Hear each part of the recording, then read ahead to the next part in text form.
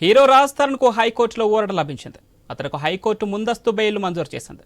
తనని మోసం చేశాడంటూ లావణ్య అనే యువతి రాజ్ తరుణ్పై నార్సింగి పిఎస్లో కేసు నమోదు చేసింది. తామిద్దరం కొన్నేళ్ల పాటు సహజీవనం చేశామని, ఆ తర్వాత రహస్య వివాహం చేసుకున్నామని లావణ్య ఫిర్యాదులో పేర్కొంది. ఇక రాజ్ తరుణ్ ఇప్పుడు వేరే మహిళతో సన్నిహితంగా ఉంటూ తనని పట్టించుకోవడం లేదని ఆరోపించింది.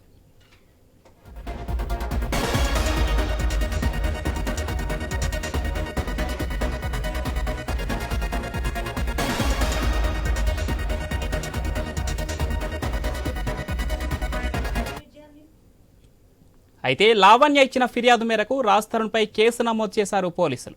విచారణకు హాజరు కావాల్సిందిగా నోటీసులు జారీ చేశారు. ఈ క్రమంలోనే రాజ్ తరుణ్ హైకోర్టును ఆశ్రయించారు. ముందస్తు బెయిల్ మంజూరు చేయాలని కోరారు.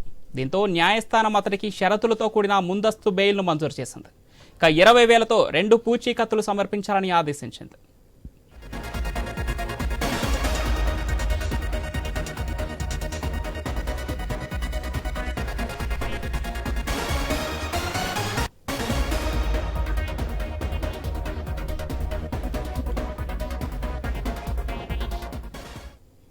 హీరో రాజ్ తరుణ్కు హైకోర్టులో ఊరట లభించింది.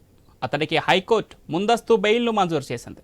తనని మోసం చేశాడంటూ లావణ్య అనే యువతి రాజ్ తరుణ్పై నార్సింగి పిఎస్లో కేసు నమోదు చేసింది. తామిద్దరం కొన్నేళ్ల పాటు సహజీవనం చేశామని, ఆ తర్వాత రహస్య వివాహం చేసుకున్నామని లావణ్య తన ఫిర్యాదులో పేర్కొంది.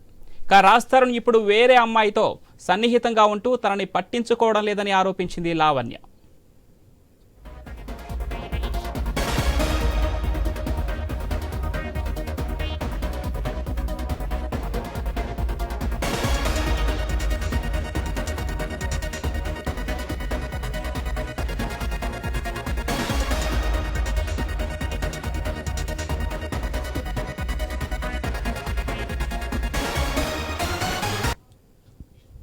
అయితే లావణ్య ఇచ్చిన ఫిర్యాదు మేరకు రాజ్ తరుణ్పై కేసు నమోదు చేశారు పోలీసులు.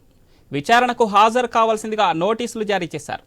ఈ క్రమంలోనే రాజ్ తరుణ్ హైకోర్టును ఆశ్రయించారు.